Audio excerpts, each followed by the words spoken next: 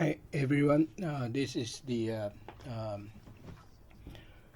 chapter 4 about optimal receiver for AWGN channel, and this is the recording for the lecture 1. In this lecture 4 and this chapter 4, we'll talk about the optimal receivers. In the previous chapter 3, we have discussed that the various different digital modulations for the transmitter. And so in this chapter 4, we will discuss how to design optimum receivers for various different kinds of digital modulations, and how to evaluate the performance in terms of the error probability. So here's the outline of this chapter 4, and there are several topics we're going to go over.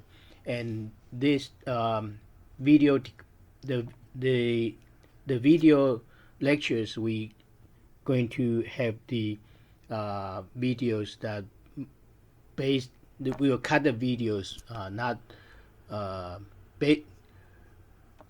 based on the time that in the classroom we have fixed hours, but in this video recording we will cut the video in terms of the topics. So every video will have different lengths of time. So I hope that you could understand that would makes every video recording self-complete. Okay, the outline of this chapter, that we will begin with the overall discussion of optimal detection for general vector channel. And so in this section, in this 1 and 2, we will discuss the general formulation. So what do we mean by optimal detection, how to have the optimum receiver, and what would be the general architecture would be. And then we will have the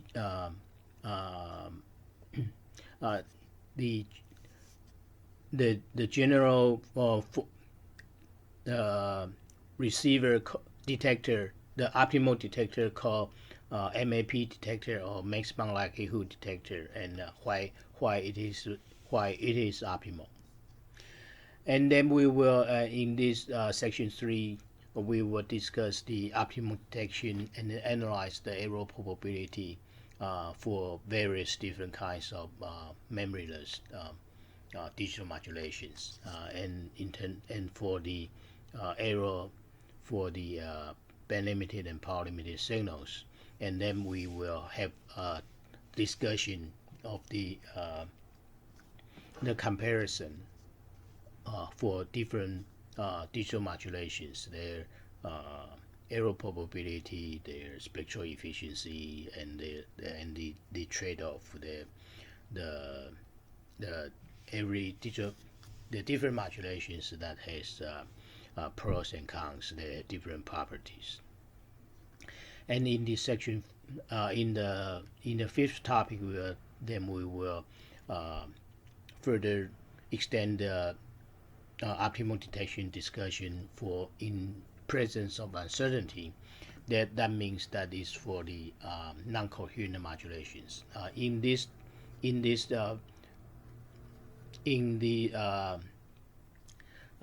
section 3 and 4, we are assuming for the coherent modulations and memoryless modulations. So in this section 5, we discuss the non-coherent modulations, so that is uncertainty of the delay time and synchronization and so on, the uncertainty of the phases of the phase. And then we will discuss the detection of signaling scheme with memory, like differential PSK, and then the coherent, the continuous phase modulation signals, and and discuss the performance and so on. And then we will conclude this this chapter 4.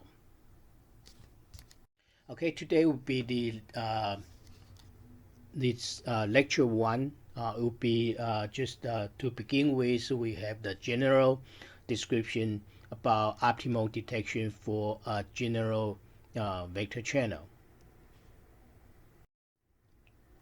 Okay, the optimal detection for a general vector channel, and the say we have the information. Okay, here is the information we're trying to deliver and send through a modulator. Okay, so here's the, and then we have a SMT. SMT represent the m different transmit signal waveforms. Okay, we have m different transmit signal waveforms for transmission. Okay, so that is the transmitter, and here we are not assuming what type of modulation and what kind of waveform it should be. So it anyway we just have this m different waveforms for the transmitter, and every waveform SMT, when each SMT transmitted, that represents one of the modulation symbol, and the so one of the each signal would represent log 2 m bits or k bits, and the transmit signal SMT would go through the AWGN channel, okay, and then enter the receiver. The received signal would be this called R tilde T. R tilde T is the combination, is the summation of the transmit signal and the noise. Then that would be the input to the receiver.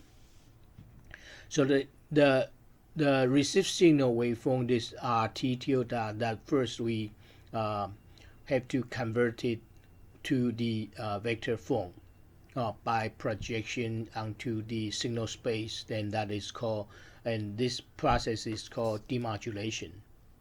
So that we have this vector called vector R. Okay. So vector R. So the received signal, that is summation, and the noise is Gaussian. Okay, and then we have the this transmit signal is on the signal space of n-dimensional signal, and the receiver with projection on projection. The received signal would be demodulated to the vector form, and then this vector is then detected. Okay, now goes through this detector. Then we have the estimate of the original transmission signal. Okay, so so here the signal space of the transmitter. Okay, the signal space of the transmitter, that would be, we assume it is n-dimensional signal space. Okay, n could be 1 for MRA PAM, could be 2, n equal to 2 for like MPSK for QAM. Okay, and could be large, could be larger n for the M array FSK. Okay, so n represent the dimension of the signal space. Okay, then we have the vector. Okay, of the vector representation is SM vector, that represent the signal waveform SMT. And as we have said, that this continuous signal can be fully represented by the vector channel. Okay, and so as we can see that in general, this received signal, okay, this received signal, the input of the receiver, this received signal is the SMT plus and T. It does not belong to the signal space of the transmitter. right? Why this received signal does not belong to uh, the signal space of the transmitter, this n-dimensional signal uh, signal space, right? This is the you may already think of this, okay? It is because of the noise, right? The this n-dimensional signal space that is designed by the transmitter signal, right? So, and here the noise that is from the channel, right? From the channel. So it's purely random. It could be, it's not necessarily be belong to the span of the these spaces. It's not uh, in this signal space. Okay, so there should be n could be signal components that outside of signal space. It could be if uh, so it and NTU should be belong to a higher dimensional signal space, or actually for Gaussian noise it's purely random. The signal space could be infinite. But now here we suppose, okay, we suppose that we assume that this R tilde belong to the span of the higher dimensional signal space is k dimensional. K is larger than n, or could be equal, or could be much larger than n. Okay, that's because of the noise. Okay, and so that these are T tilde. Okay, this receive signal that is could be represented by this k-dimensional signal space. That's have this assumption. Let's assume that this we could have this. We have this k-dimensional basis that could represent all the component of the received signal. Okay, then in that case, then we can use this k-dimensional basis to decompose this received signal into a k-dimensional vector, right? K-dimensional vector. Okay, so the objective here, the optimal detection objective would be here based on the received signal. Okay, based on this received signal of the receiver, or equivalently this the vector representation, the vector representation of the received signal. And based on this k-dimensional received signal, to find the optimally estimated transmit signal. Okay, that would be our objective. Okay, that would be our objective.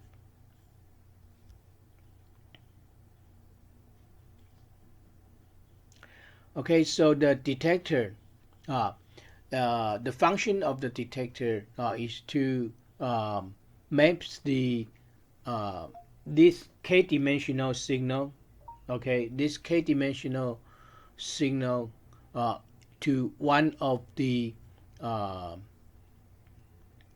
symbols, one of the message, to find one of the message. Okay, and this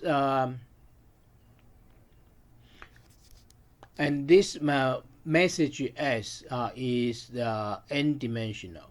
Okay, and the transmit signal is n-dimensional, and this receive signal is could be k-dimensional. So that is the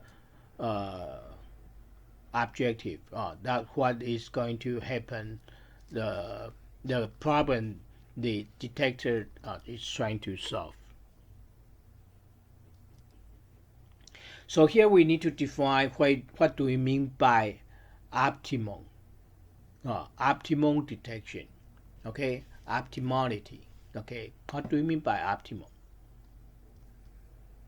The optimal detector, here we define the optimal detector is the detector that minimize the error probability.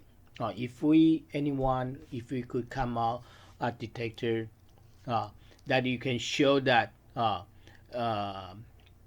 that minimize the error probability, then we say that this detector is optimal.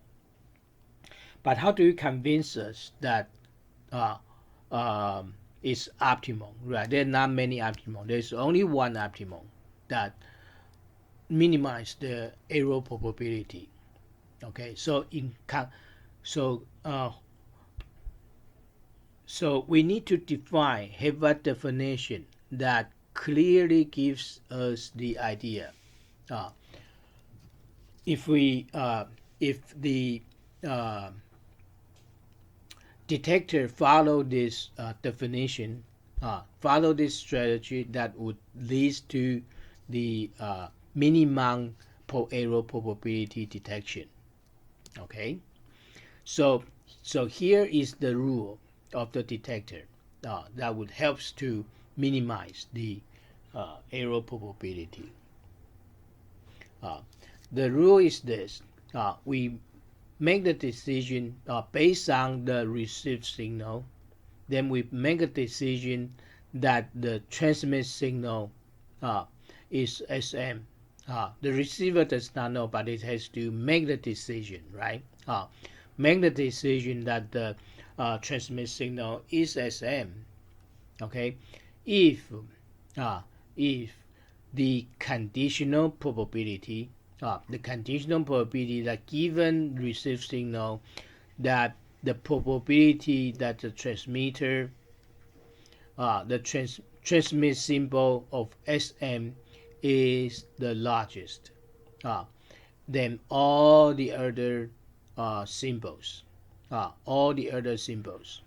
SM has the largest conditional probability. How to find this conditional probability is another issue, right? That is how we implement, how to find the detector. But the conceptually, if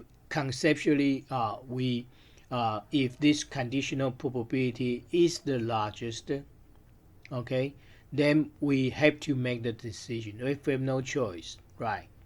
We have no choice, but because the probability of SM is the largest, so if we do the decision that okay, the transmit signal is SM,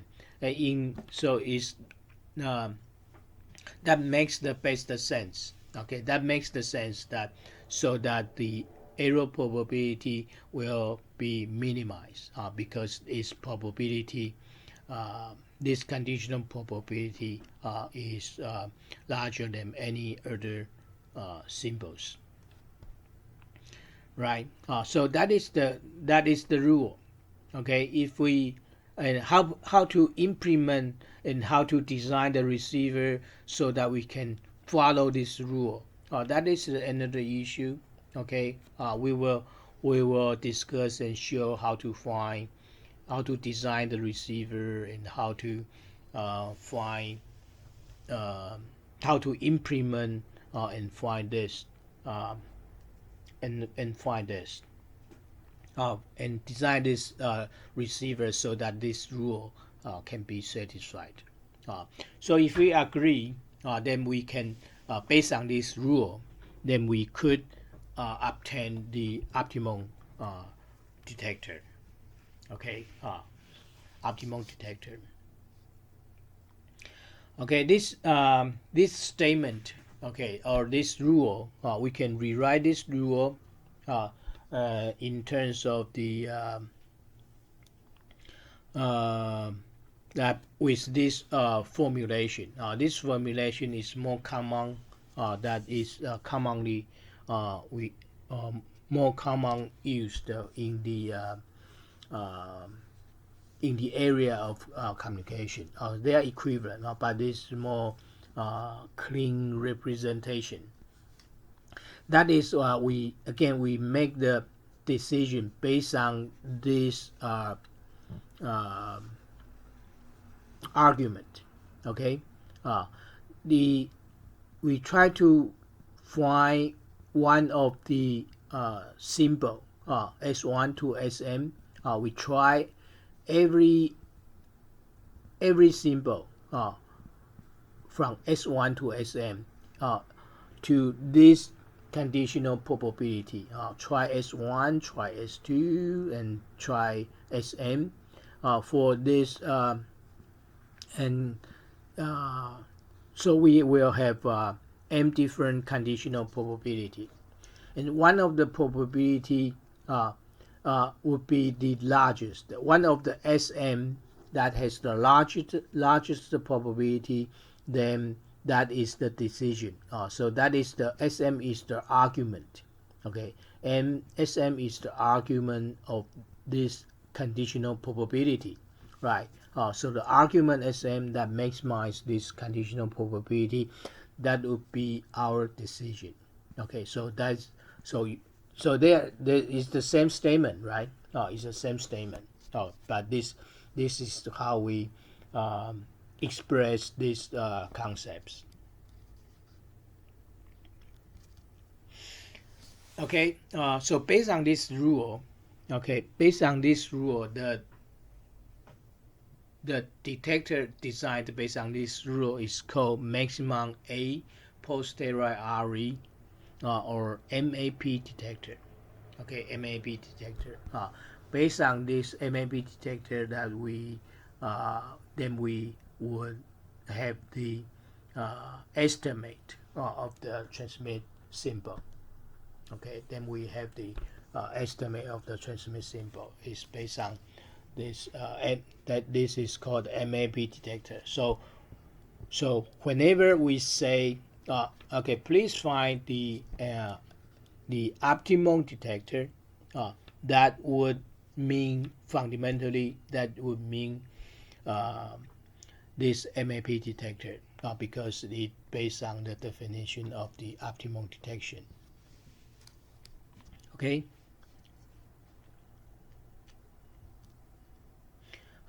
But we note here that in this MAP detector, it is the based on this conditional probability of the received signal, and here S is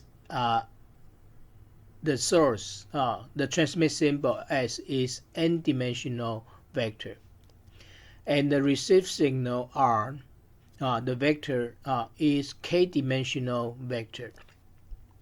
K could be much larger than n. Okay, k could be larger than n. So so that is the in general that is the case. And here we're trying to discuss a theorem called Serine of Irrelevance. Serine irrelevance is that for the MAP detector, to represent the received signal, it is sufficient to have this RT that is n-dimensional. We do not really need the k-dimensional received signal. We do not need every detail of the received signal of k dimension. All we need is the received signal that with projection onto this n-dimensional signal space. N-dimensional signal space.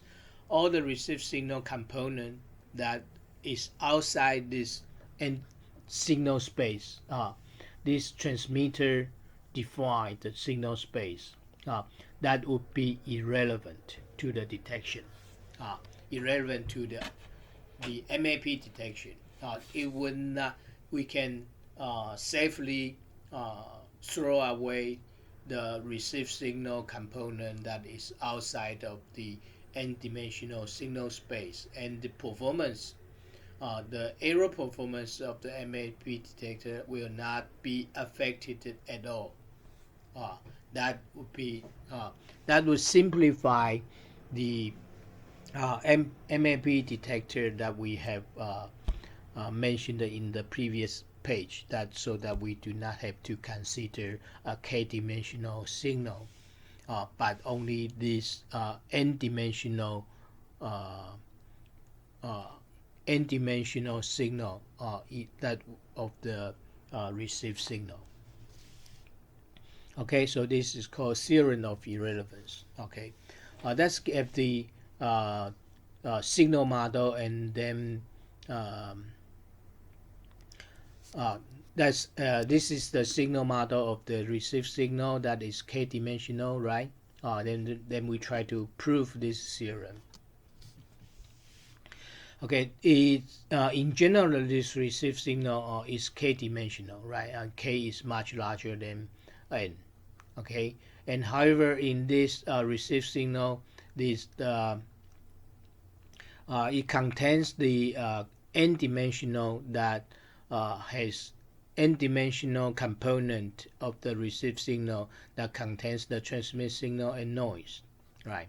And it also contains the component that is outside of the signal space, the n-dimensional signal space, and that part of the received signal contains only noise, right? Only noise. So the received signal that contains two parts, within the transmitter signal space and outside the transmitter signal space, and only noise. Okay, so and the vector, okay, the noise vector is suppose that is the k-dimensional. Is a k-dimensional signal, and the noise is the zero mean with Gaussian distribution, and the variance of the noise is n0 over 2, and the noise are independent to each other, is IID. Okay, and the noise are mutually independent to each other, and also is independent of to the source SM. So therefore we can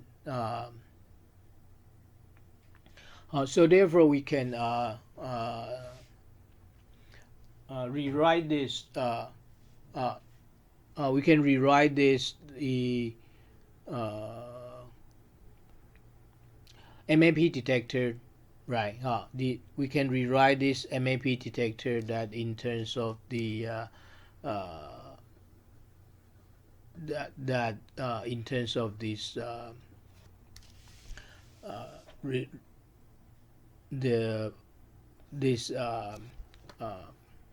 finite dimension. We're trying to show that is the higher dimensional received signal is irrelevant. Okay, this is MAP detector is this is a conditional probability, right? So the conditional probability of S over R, that is the joint probability of S and R tilde over the probability of R tilde. Okay, the definition of conditional probability, that is the ratio of joint probability and the probability of the R. And this joint probability, okay, I suppose you know what we mean by joint probability from the probability course in undergraduate. This probability, joint probability means that this the argument S equal to some value and the argument R tilde equal to some value. They both equal to certain value, then the probability is this. Okay, and this joint probability will be equal to for each different S. the conditional probability of each given S, and the probability of PS. Okay, that is the joint probability, and we can rewrite this by the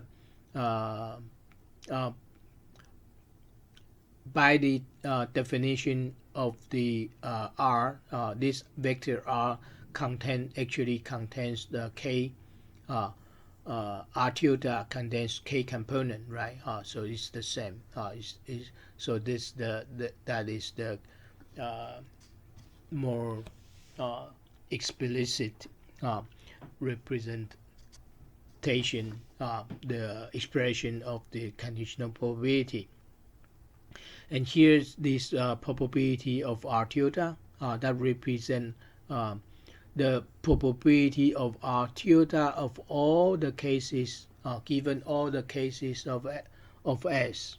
Okay, they are all different cases of S with probability PS, and we sum all the cases of S together. That would be the probability of R tilde, right? Okay, and then we can separate this probability function, right? And to the product of two probability. This is because that we know this noise. Okay, noise are mutually independent, right? Noise are mutually independent and independent of source. So the for this component of R that greater than N, these are only noise, right? They are only noise. They are independent to this to S.